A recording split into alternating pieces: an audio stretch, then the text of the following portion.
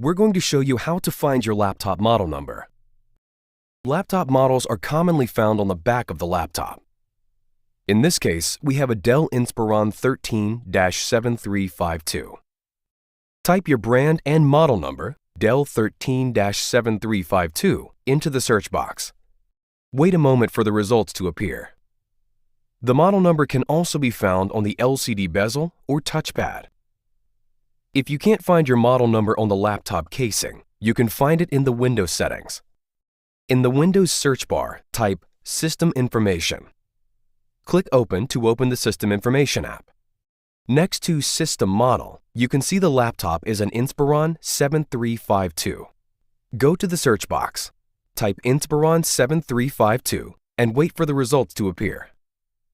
If you're not able to find the exact model on our website, there are two things you can do.